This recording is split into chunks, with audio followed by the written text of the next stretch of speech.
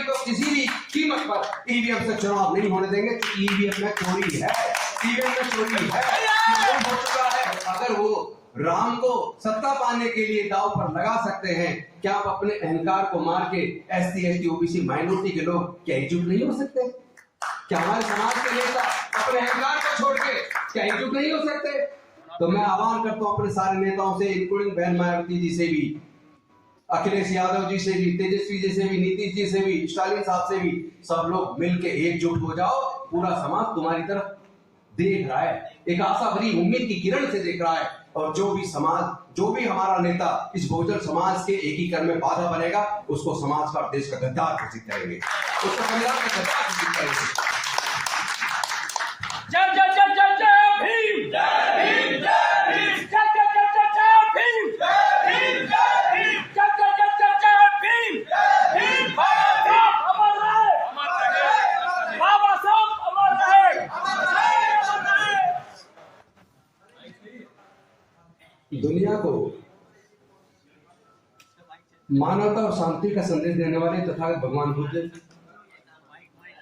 फूले, साहू, अंबेडकर, पेरियार सहित समाज के सभी महापुरुषों के चरणों में कोटि कोटि नमन करते हुए, सबसे पहले तो मैं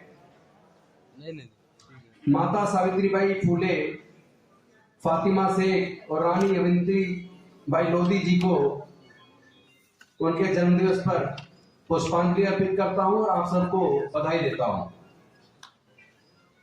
ओबीसी महासभा को विशेष बधाई। और जो अभी मेरे संचालक साथी निवेदन कर रहे थे पटेल जी से कि यहाँ गुर्जर समाज मजबूत है, उसको आप हमारे साथ जोड़िए, वही टांग खींचते हैं, इसमें बिल्कुल गलत नहीं कह रहे। और मुझे नहीं पता उनकी कंट्रोल कितना है, क्योंकि यहाँ गुर्जर, यादव और जाट, तीन दिल्ली की और वेस्टर्न यूपी के मजबूत जातियां, तीनों मनवादी व्यवस्था को पूरी ताकत के साथ पहुंचने में लगी है। सीधा कह रहा हूं, बुरा लग जाए कोई बात नहीं, बुरा लगना भी चाहिए, लगेगा तो हो सकता थोड़ा सुधार हो जाए, क्योंकि यहाँ तो ये सब बीजेपी को ताकत देने में लगे पड़े। दिल्ली में कहीं चले जाना उनकी बस्तियों में आप, तो बाधा तो ये बन रहे हैं, अपने खुद के जो बदहाली है, जो हकमारी है, उसका कारण हमारे बहुजन समाज के लोग ज्यादा हैं। वो 12% लोग उतने ताकतवर नहीं है कि हमारी हकमारी कर सके, क्योंकि वो जो कुल्हाड़ी हमारे हकों को काट रही है, उसमें बैठे के तौर पर जो हमारे बहुजन समाज के लोग उसको ताकत देने का काम कर रहे हैं। और आज कई प्रकार की समस्याएं मुंह बाय खड़ी है। जो हमारे पूर्व वक्ताओं ने जो वक्तव्य दिया, मैं उसको रिपीट इसलिए नहीं करूंगा, उन सब लोगों ने बहुत ही महत्वपूर्ण बातें की है, तो उन महत्वपूर्ण बातों को मैं भी चर्चा करूं तो टाइम वेस्ट हो जाएगा, टाइम पहले ही कम है और वक्ता जा रहा है, तो मैं भी अपने समय को बहुत कम करके सीधे मुद्दे पे आता हूं। आज समस्याएं जो है, उनमें सबसे बड़ी समस्या तो ये है कि इस बैकवर्ड समाज को, ओबीसी समाज को रिजर्वेशन लेने के लिए 43 साल संघर्ष करना पड़ा।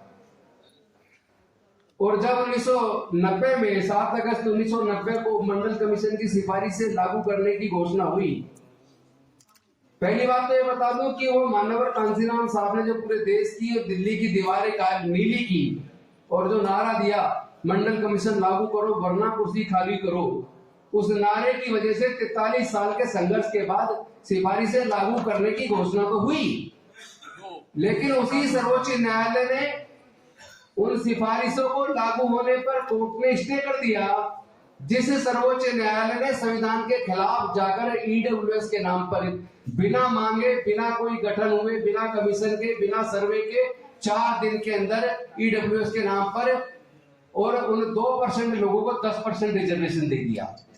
उसको कोर्ट ने स्टे नहीं किया। तो जो कोर्ट हमारे लोगों को न्याय नहीं दे सकती, उस कोर्ट पे भरोसा कैसे करें? एक तो ये सवाल है। दूसरा सवाल यह है, 49.5% रिजर्वेशन एससी, एसटी, ओबीसी तीनों को मिलाकर, जिसकी जनसंख्या कम से कम 85 से 88% के बीच है, उसके लिए तो दिया जा रहा है 49.5% पेपर पे, और जिसकी जनसंख्या 12% है उसको पेपर पे दिया जा रहा 50.5%। लेकिन प्रैक्टिकल सच्चाई क्या है? प्रैक्टिकल सच्चाई ये है कि वो जो 12% है जनसंख्या में, जिसके लिए पेपर पे 50.5% रिजर्वेशन दे रखा है, उनको वैकेंसी जब निकलती है उनको दिया जा रहा 72%। कोई भी जो वैकेंसी निकली उसका डाटा उठा के देख लीजिए तो समझ में आएगा 72% टोटल पोस्ट में से 72% तो जा रही है ओपन कैटेगरी और ईडब्ल्यूएस को।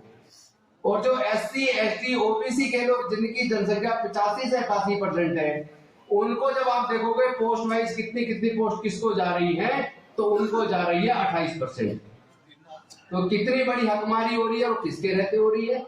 ऐसी कौन सी सरकार है जिसमें एससी एसटी ओबीसी के सांसद विधायक नहीं है, मंत्री नहीं है? क्या वो गूंगे बहरे हैं?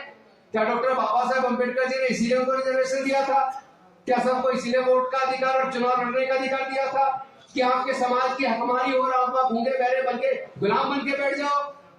लड़ाई तो लड़नी पड़ेगी, हमें दुश्मन को पहचानना पड़ेगा कि हमारा दुश्मन हकीकत में है कौन। हमें ऐसे लोगों को और ऐसे पार्टियों को और ऐसे नेताओं को पहचानना पड़ेगा कि बहुजन समाज की हकमारी कौन कर रहा है और हकमारी करने में उनका सहयोग कौन दे रहा है। अब मुझे एक सवाल मैं आप सबसे पूछना चाहता हूं, जहां तक महिला आरक्षण की बात हो रही है, अगर जाति की जनगणना नहीं होगी, सेंसस नहीं होगी, उसका डाटा नहीं होगा कि ओबीसी की जनसंख्या कितनी है, तो फिर उस महिला रिजर्वेशन के अंदर ओबीसी को रिजर्वेशन कैसे देंगे? तो जो पार्टियां जातिगत जनगणना करवाने के लिए खुल के सामने आने को तैयार नहीं है, ऐसी पार्टियों को हमारे समाज के लोग वोट क्यों देते हैं? ये सवाल समाज के लोगों से पूछना पड़ेगा। उन्हें समझाएगा कौन?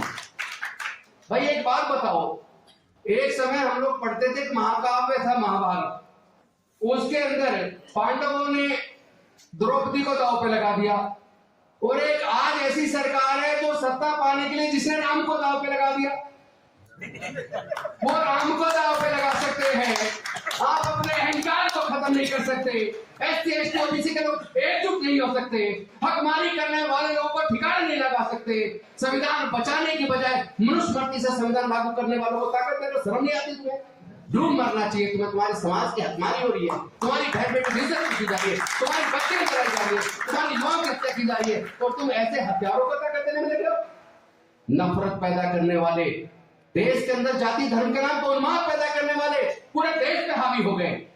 पूरे देश का मीडिया पूरा बिक गया है, पूरा का पूरा गुलामी स्वीकार कर लिया है। मैं आप सबसे पूछना चाहता हूं बहुजन समाज के लोगों से, क्योंकि जब बहुजन समाज की बात होती है, जब बैकवर्ड क्लास की बात होती है, उसका मतलब कि अति पिछड़ा वर्ग नहीं है, उसका मतलब है एससी एसटी ओबीसी, पिछड़े वर्ग का मतलब। और अगर मैं पिछड़े लोगों की बात करूं तो माइनॉरिटीज के अंदर, मुस्लिम के अंदर 90% ओबीसी है, 90% शूद्र है। क्रिश्चियनिटी के अंदर 99.9% शूद्र है। सिखों के अंदर 70% से ज्यादा शूद्र है। उस सबको भी जोड़ लो, और उस सबको जोड़ने के बाद एक बहुजन समाज बनता है। समय ध्यान रखे तो मैं समय मेरा खत्म हुआ, मैं यही खत्म कर देता हूं, फिर ज्यादा बोल के कोई फायदा नहीं है। बस एक बात कहूंगा, ये समय की मांग है, हमें यूनिटी की जरूरत है। उन्होंने बस एक मिनट होने में, देखो भाइयों, हमें पहले तो मनुस्मृति के द्वारा पढ़ने पर, संपत्ति पर, व्यापार पे धार्मिक बंदिश लगा के रखी लगभग 2500 साल तक।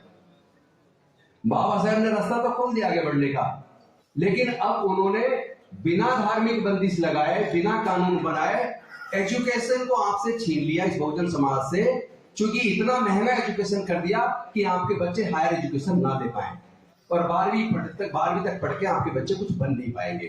तो जब पढ़ाई इतनी महंगी कर दी कि आपके बच्चे पढ़ ही ना पाए, इसका मतलब पढ़ाई आपसे छीन ली। और इतने साल लगे संघर्ष करके रिजर्वेशन लागू कराने में, तो अब सारे सरकारी संस्थान प्राइवेटाइज करके आपकी नौकरी छीन ली। इतना पैसा आपके समाज के पास है नहीं कि व्यापार कर ले, तो आपके आगे बढ़ने का रास्ता पूरी तरह बंद कर दिया। और अगर वो राम को सत्ता पाने के लिए दांव पर लगा सकते हैं, क्या आप अपने अहंकार को मार के एससी एसटी ओबीसी माइनॉरिटी के लोग क्या एकजुट नहीं हो सकते? क्या हमारे समाज के नेता अपने अहंकार को छोड़ के क्या एकजुट नहीं हो सकते? तो मैं आह्वान करता हूं अपने सारे नेताओं से, इंक्लूडिंग बहन मायावती जी से भी, अखिलेश यादव जी से भी, तेजस्वी जी से भी, नीतीश जी से भी, स्टालिन साहब से भी, सब लोग मिलके एकजुट हो जाओ। पूरा समाज तुम्हारी तरफ देख रहा है, एक आशा भरी उम्मीद की किरण से देख रहा है। और जो भी समाज, जो भी हमारा नेता इस बहुजन समाज के एकीकरण में बाधा बनेगा, उसको समाज का और देश का गद्दार घोषित करेंगे, उसको संविधान का गद्दार घोषित करेंगे। संविधान बचा रहा है, मनुस्मृति को किसी भी कीमत पर वापस हम नहीं आने देंगे। और इसमें अगर एक और चीज बाधा बनती है, वो है ईवीएम। अब ईवीएम तो किसी भी कीमत पर ईवीएम से चुनाव नहीं होने देंगे, क्योंकि ईवीएम में चोरी है, ईवीएम में चोरी है, हो चुका है।